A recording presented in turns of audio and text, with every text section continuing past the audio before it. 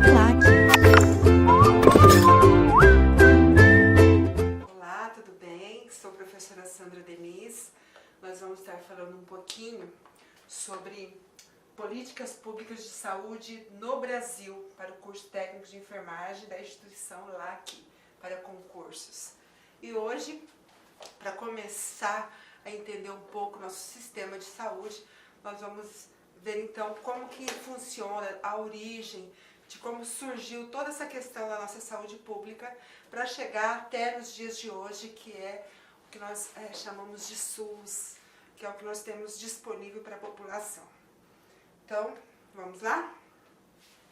Aqui nós temos o mapa do Brasil, a densidade demográfica de 2000, onde fala dos habitantes menores de 1 ano, 1 a 5 anos, essa região mais amarelinha aqui, 5 a 10 anos, a mais escura, 10 a 20, essa parte laranjada, 20 a 50, essa parte mais mostarda aqui, 50 a 200, essa parte mais escurinha, e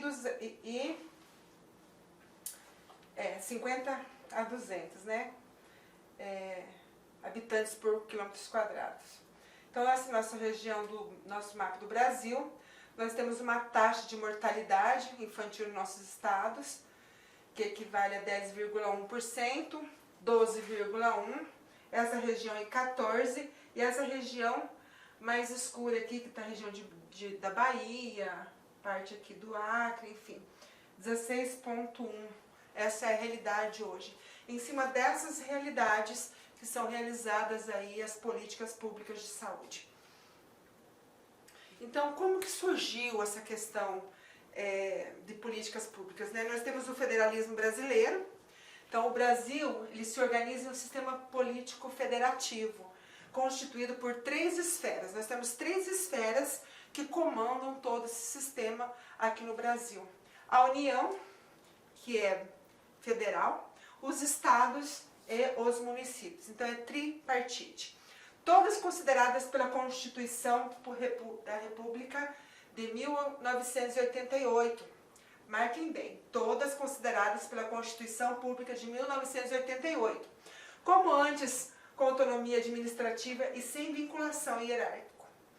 Hoje nós temos 23 estados e o Distrito Federal com mais de 5.560 municípios sendo assistidos pelo sistema de saúde pública do nosso Brasil. Então, do Iapoque a Chuí, do norte a sul, do leste a oeste, nós temos ações que envolvem a saúde como um todo para a nossa população.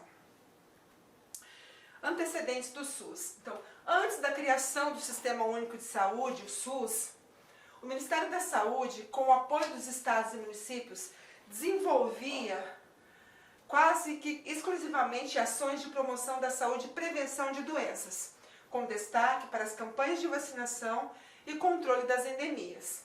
Todas essas ações eram desenvolvidas com um caráter universal, ou seja, sem nenhum tipo de discriminação com relação à população beneficiada. Então, antigamente, né, antes dessa criação, principalmente as campanhas de vacinação eram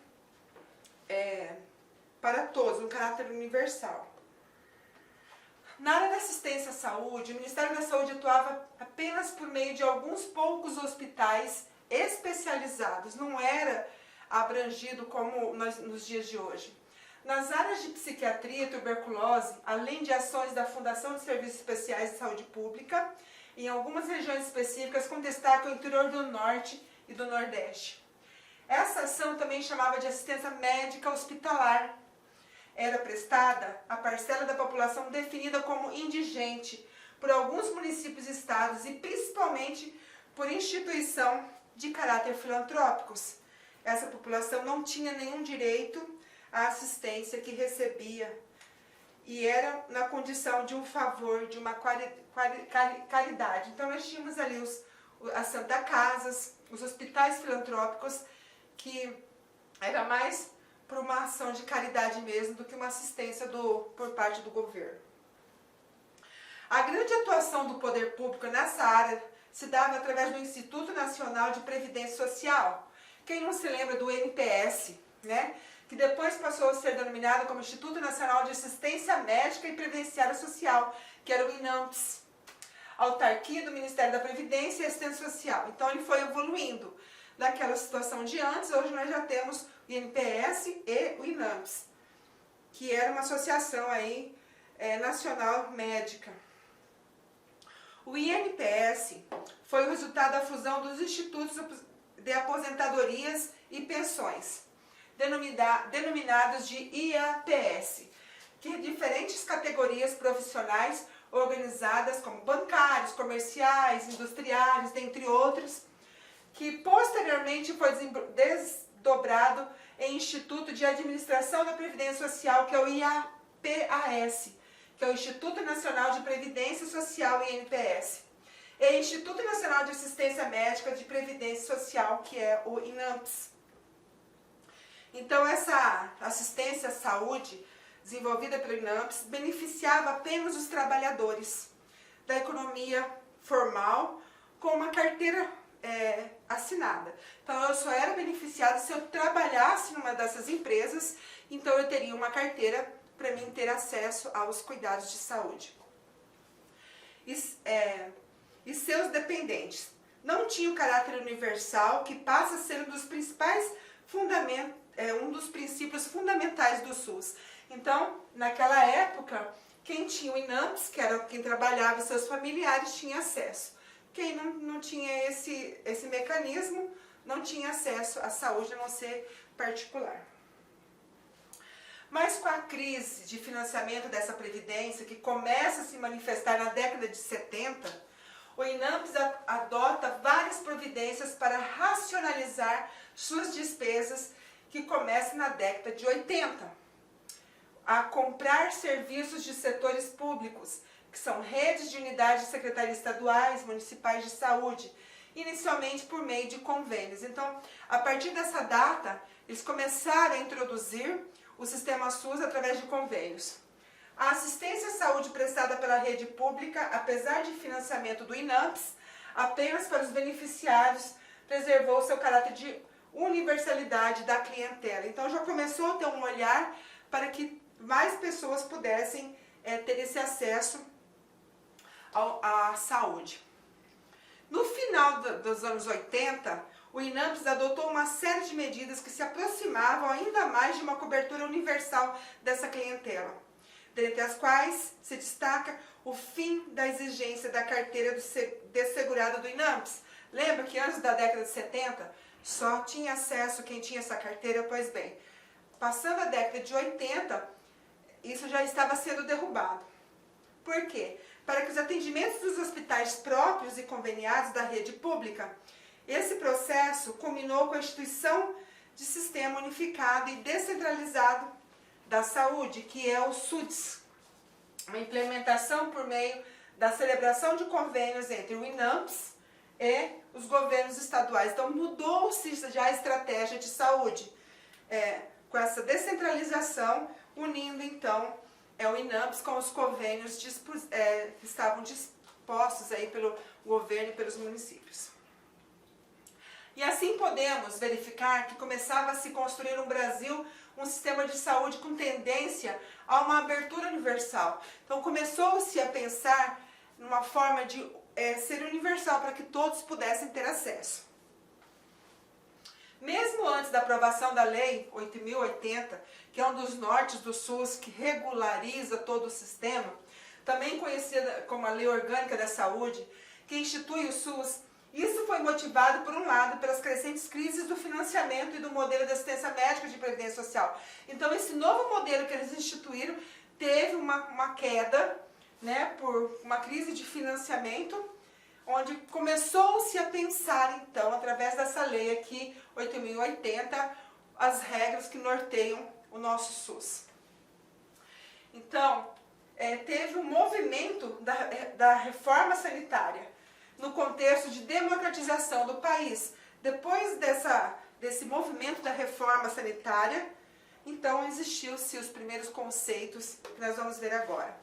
Quais são os conceitos que norteiam, que muito cai em concurso, que muito se é falado, que é um dos conceitos que norteiam o nosso Sistema Único de Saúde? Nós temos aqui Essas ações de serviço público e de saúde que integram uma rede regionalizada e hierarquizada, quer dizer, toda a região, toda a sociedade, e constitui um sistema único, organizado de acordo com as seguintes diretrizes.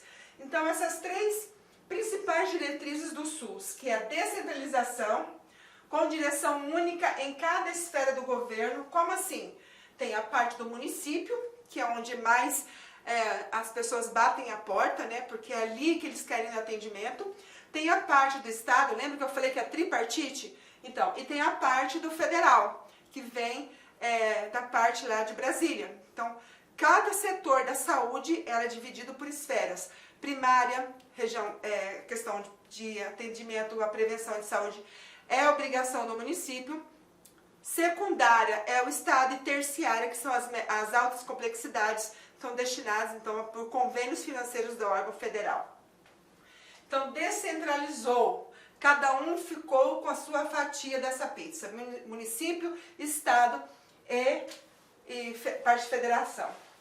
Segundo, atendimento integral. O que é integral? Com prioridade para as atividades preventivas, sem prejuízo dos serviços assistenciais. Como assim? Integral, integralidade, preventiva. Eu preciso trabalhar para que as pessoas não possam vir a ficar doentes. Esse é um dos principais objetivos quando descentraliza aqui do município.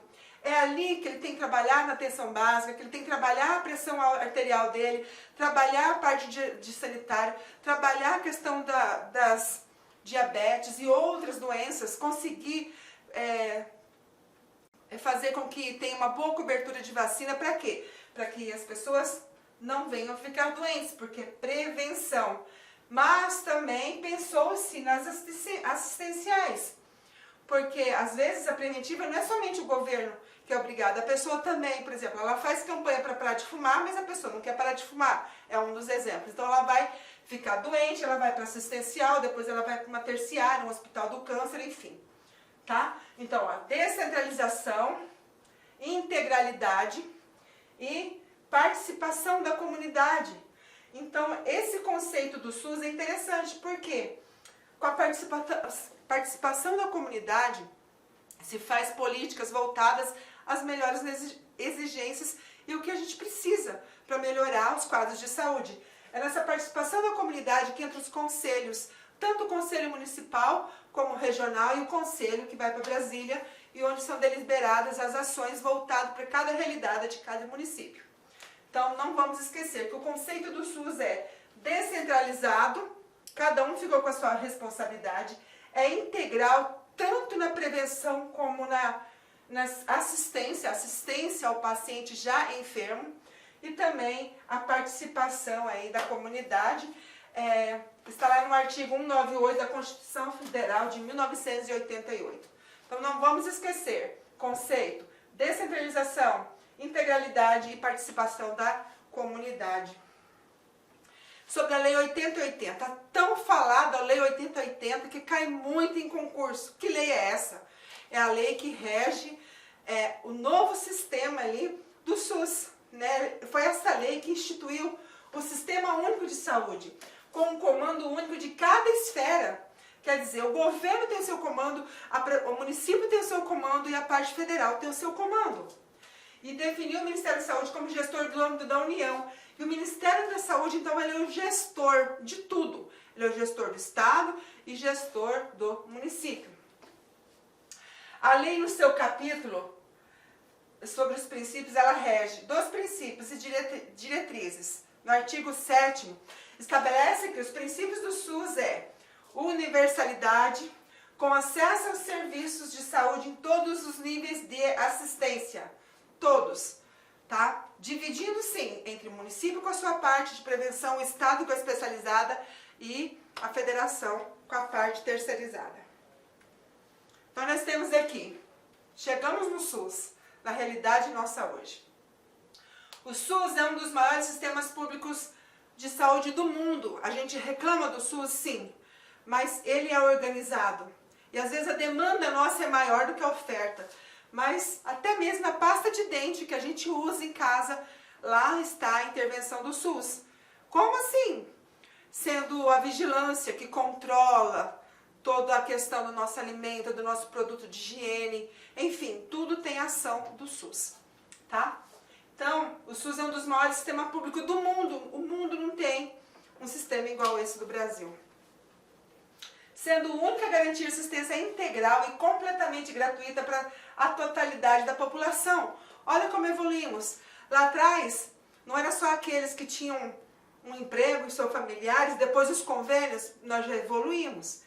Agora é para todos. O SUS é para todos. Inclusive os pacientes portadores de HIV, sintomáticos ou não, têm os seus programas destinados para eles. Aos pacientes renais, crônicos e aos pacientes de câncer, cada um tem o seu setor financiado pela nossa esfera maior, que é a União. A rede ambulatorial do SUS, é constituída por 56.652 unidades, sendo realizados em média 350 milhões de atendimentos ao ano. Essa assistência estende-se de atenção básica até o atendimento ambulatorial mais complexo. Se a gente colocar em números o que o nosso SUS trabalha, nós vamos ver que realmente ele é um dos melhores do mundo, por mais que a gente reclama às vezes. Ele é assim, a gente precisa defender o SUS. Essa conquista que o Brasil conseguiu, né? Então nós temos um fluxo de atendimento no SUS. Nós temos aqui orçamentos próprios, transferência intergovernamentais e pagamentos de prestadores. Ah, mas não se faz saúde sem dinheiro, sem financiamento? Sim. Então nós temos aqui Ministério da Saúde, Secretaria Estadual de Saúde e SMS, que é Secretaria Municipal de Saúde. Então nós temos Ministério da Saúde, ele faz o repasse nacional, tá? E aqui nós temos a SES, que faz o fundo estadual, e o município, fundo municipal. Então o Fundo Nacional tem orçamento nacional, Fundo Estadual tem orçamento estadual e o Fundo Municipal tem orçamento municipal. E todos se destinam às unidades de saúde, tá? Então o município tem uma fatia do seu orçamento para a saúde, o estado tem uma parte e a questão do Fundo Nacional também. É assim que faz gestão no SUS. Como que é o fluxo de financiamento desse SUS? Então vamos lá, nós temos um orçamento do Ministério da Saúde, que é o Fundo Nacional da Saúde, que vem dos nossos impostos e das nossas contribuições. Somos nós que pagamos por tudo, né? Pela nossa roupa, pelo que nós comemos, pelo nosso carro, nossa casa, pelo nosso trabalho, que é descontado, enfim. Então, em cima dos impostos, da contribuição, vem-se um orçamento que é destinado, então, para os gastos com a saúde. Os recursos para o custeio de assistência são alocados como tetos estaduais ou municipais. Eles fazem essa transferência. O Fundo Federal faz a transferência para o Estado faz a transferência para o município. Então nós temos aqui transferência fundo a fundo, que é para os estados e municípios. Nós temos os convênios, que também é Estado e também é estabelecimento de saúde. E nós temos remuneração por prestação de serviço, que também é estabelecimento de saúde. Então, o fluxo de atendimento do SUS é mais ou menos assim. Embora o instrumento formal seja uma portaria do Ministério da Saúde, o seu conteúdo é definido de forma compartilhada entre os ministérios e os representantes, que são os Conselhos Nacionais de Secretarias Estaduais de Saúde, que é o CONAS. Então, nós temos o Conselho Nacional de Secretaria, que é o CONAS. Nós temos o Conselho Nacional de Secretaria Municipal de Saúde, que é o CONASEMS, tá? Para tanto, foram criadas instâncias de negociação, sendo de nível nacional, que é a Comissão Intergestora Tripartite. Por que tripartite? É município, estado e federação, que é a CIT, com a representação do Ministério da Saúde, do CONAS e do CONASEMS. Em cada estado, uma comissão intergestores, que é o bipartite. Então, o estado é o bipartite, a federação é o CIT. Com representação da Secretaria Estadual de Saúde e do Conselho Estadual de Secretários Municipais, que é o COSEMES. Então, existe sim o Conselho Municipal, que é a população que é representativa. Depois, as pautas são encaminhadas para o Conselho de Secretários, que é da regional, né? E depois são encaminhados para a estadual, que é encaminhado para o Ministério da Saúde. O que é um Conselho de Saúde? Então, é um composto por representantes do governo, lembra que era forma de pessoas? Então, é ali que são usuários, profissionais de saúde e também prestadores de serviço. Devem funcionar mensalmente, quer dizer, precisa-se ter uma reunião mensal. Nessa reunião é deliberada as ações, o dinheiro que recebe, o que se tem uma unidade nova para construir, o que foi gasto, tá? As demandas da população, falando, aquela unidade não está funcionando, aquela está faltando medicação, enfim, tudo é discutido nesse conselho mensal dentro do município. Aí depois algumas demandas são encaminhadas para os secretários regionais. Por exemplo, se tiver uma dificuldade com o hospital regional, então todos os secretários dos municípios levam essa demanda para tentar resolver essa particularidade no hospital regional. Então nós temos aqui controle de execução de polícias de saúde, a instância correspondente, decisões de aspectos econômicos e financeiros que são homologados pelo chefe do poder legal de cada esfera do governo. Nós temos reuniões que devem ser registradas em ata, bem como sua infraestrutura e que dê suporte ao funcionamento. Precisa ter formulação de estratégias. Faz parte da estrutura do secretário de saúde dos municípios, dos estados, do governo federal. É ali que ampara todas as ações dos municípios. Então, nós temos aqui da estrutura institucional, né, e decisória desse SUS, nós temos o nível nacional, estadual e municipal. Nacional, gestor, que é o Ministério da Saúde, o Ministro da Saúde. Nós temos estadual, o Secretaria Estadual. Municipal, nós temos o Secretário Municipal. E aqui nós temos Ministério da Saúde, Comissão Tripartite, Intergestores e Colegiado Conselho Nacional. Secretarias estaduais e municipais temos a Comissão Bipartite, que é município e estado, que é o Conselho Estadual e o Conselho Municipal. E a implantação do SUS não é facultativo e as responsabilidades dos gestores não podem ser delegadas. Então, é tudo referente às ações de saúde. Existem, além dos conselhos de saúde, que é bom frisar, dentro do Sistema Único de Saúde SUS, as conferências de saúde.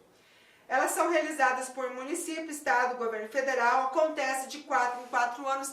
É nessas conferências que se levantadas as problemáticas. Um exemplo, antigamente fazia-se políticas públicas contra o HIV, então tinha-se financiamento para trabalhar com isso. Com o tempo, não teve essa necessidade mais, teve outras que foram substituídas e o HIV foi deixado de lado. Hoje já existe uma demanda muito grande e já precisa ser trabalhado em conferências para que vire uma política pública de saúde e venha recursos para que cada estado e município venha trabalhar para o controle e prevenção do HIV que está se alastrando. É um exemplo. Então, propõe também diretrizes para a formulação de políticas das 3 esferas, as necessidades do município, cada município com a sua necessidade. No estado é votado com os delegados e depois é levado até a última instância do governo federal para que se façam, então, as políticas. Então, existe um espaço de debate para avaliar a situação da saúde, é discutido ali, né? Existe um fórum que serve todos os seguidores representativos dessa sociedade. Então, nós temos aqui comerciantes, pastores, representantes da educação, representantes da saúde, enfim, todos representantes da sociedade, para que possa ajudar nesse contexto a formulação e das novas políticas públicas. É convocada pelo Poder Executivo, ele que convoca, pelo o Conselho de Saúde, conta 50 mais um dos integrantes desse fórum, então conclama uma conferência. Então tem que ter 50% mais um para que haja, então, essa conferência. Nós já falamos sobre, são 3 esferas, para vocês não esquecerem, federal, estadual, municipal, dos princípios. Universalidade para todos, integralidade num contexto geral e equidade. Nós temos os princípios organizativos, que são descentralização do poder, né? Cada um com a sua responsabilidade, regionalização, hierarquização, participação social, que nós acabamos de falar, que é os conselhos e as conferências. Nós temos a resolubilidade e complementariedade do setor privado. Quer dizer, quando o SUS ele não consegue ofertar aquele tipo de trabalho, serviço para a população, então, nesse princípio organizativo, ele pode, através de uma licitação, fazer compra de setores privados. Por exemplo, eu tenho um hospital e eu não tenho no município a maternidade, então eu vou licitar, fazer uma maior concorrência entre quem quiser participar, para que eu possa comprar esse serviço, para que minhas gestantes não fiquem desassistidas na hora do parto, que é um dos indicadores. Então, o SUS ele tem toda essa abrangência, mas também ele pode comprar serviços de setores privatizados, entrando nos princípios organizativos. Sobre essa lei 80/80 de 90, então nós temos que frisar a promoção. O que é promoção? Campanha para que promova a saúde. Nós temos proteção da nossa população. Um exemplo, está tendo um surto, então eu preciso realizar a proteção para que várias pessoas não venham a ficar doentes, tá? E recuperação da saúde. Bom, fiquei doente, e agora? Então, entra aqui também resolutibilidades para que eu possa ter uma melhora aí do meu problema de saúde. Entra nessa lei direito público e privado, então nós estamos falando do público, né? Mas também, como mencionei há pouco, eu posso comprar serviços de empresas privadas. Então a lei 8.080 também me ampara para isso, tá? Organização de funcionamento dos serviços correspondentes e outras providências. Então ele me ampara para que isso possa estar funcionando, tá? Por pessoas físicas e jurídicas, quer dizer, eu posso prestar esses serviços tanto sendo pessoa física como ter uma empresa e ser pessoa jurídica. De serviços de saúde em caráter permanente e eventual e regulado em todo o território nacional. Então essa lei ela abrange do Iapoque ao Chuí, do norte a sul, do leste a oeste, quer dizer, Brasil, é uma lei do Brasil. Essa lei orgânica 8.080 aí, o maior conteúdo dessa lei: participação da comunidade na gestão do SUS, que são os conselhos. Frisem bem, os conselhos é a participação. Não adianta eu querer lá dar um pitaco na organização, não. Eu tenho que, essa organização, ela é através de conselho, é legalizada, ela é tida uma votação, uma convocação, então ela representa uma classe, então é a participação da comunidade na gestão do SUS. Nessa lei também existe transferências intergovernamentais de recursos financeiros na área da saúde. Como eu mencionei, o federal ele pode repassar tanto para o estado como para o município. E também outras providências que venham aí acontecer na necessidade do SUS. Dentro do SUS hoje, nós temos os níveis de atendimento. Atenção primária, saúde da família. É aqui, nessa saúde da família, que eu vou trabalhar a prevenção. Essa é a obrigação do município. É aquele postinho, aquele centro de saúde lá no seu bairro, que vai oferecer para você a vacina, que vai fazer os trabalhos de hipertensão, diabetes, vai ter grupo de gestantes, cuidado com as crianças com a puericultura. Então é aqui, em cima dos programas da atenção básica, que vai ocorrer a prevenção. O que acontece muitas vezes? Nós não temos 100% de cobertura, né, de PSFs numa cidade. Então tumultua um pouco, porque em vez de fazer a prevenção, existe a assistência, né? Então tem mais pessoas para ser atendidas pelo profissional médico do que para fazer as reuniões de gestantes, de hipertensos, roda de conversa com os adolescentes, grupo com os idosos, para justificar para eles que eles não podem ter tapete em casa, porque senão eles vão ter fratura, a dieta saudável, enfim. Aqui que entra todos os programas de prevenção e promoção do SUS. Depois nós temos atendimento secundário. Esse atendimento secundário são os ambulatórios clínicas especializadas. Vamos supor que são UPAs, policlínicas, tá?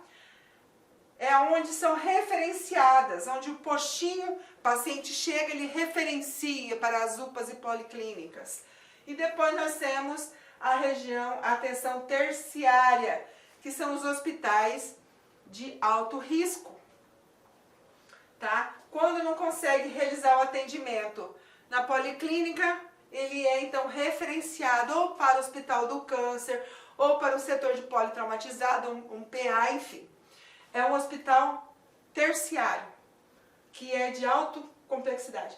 Por exemplo, uma cidade grande como Cuiabá, a referência aqui são o Hospital Municipal, o pronto-socorro, né, os hospitais grandes. E quando é do município pequeno, eles têm que colocar o paciente no hospital que eles têm pronto atendimento, estabilizar, colocar numa ambulância e aonde? Para Cáceres, que é uma referência. Não tem, manda-se para Cuiabá, tá? Principalmente na questão de salas, quartos com UTIs e centros cirúrgicos de grande porte. Então nós temos aqui essa organização, né? Essa hierarquização dos níveis de complexidade da atenção. Então nós temos aqui, nessa pirâmide, dá para ver muito bem como que são os atendimentos. Vamos começar de baixo para cima. Nível primário, 80% dos problemas. Então 80% dos problemas que a população procura é aqui. Quem é mesmo da atenção primária? Os municípios. É lá que eles procuram, na porta do PSF, na porta do gestor. 80%. 15% é o nível secundário, que seria UPAs, policlínicas, enfim. E 5% dos problemas são nível terciário. Quando aqui não consegue resolver, vamos dar um exemplo de uma hipertensão. É nesse contexto da atenção básica, nessa parte maior do pirâmide aqui, que eu tenho que trabalhar o controle dessa hipertensão. Analisar como ele está se alimentando, ele está tomando a medicação certinha, o nível que está, para que ele não venha a ter um infarto, por exemplo, uma complicação de uma hipertensão descomplicada. E aí ele passar então para uma UTI, porque deu um AVC ou outro, um infarto, alguma outra situação. Então é aqui que trabalha tudo para que aqui possa ficar só com as altas complexidades. Então hoje agora a gente encerra essa primeira parte, que é sobre o sistema público de saúde, e é nesse contexto que nós chegamos hoje, ao que nós temos hoje no Sistema Único de Saúde, com toda essa complexidade, com todo esse atendimento, e com tudo que nós já conquistamos, e eu tenho certeza que nós temos muito para conquistar ainda, e estamos lá, né? Um abraço a todos, um beijo.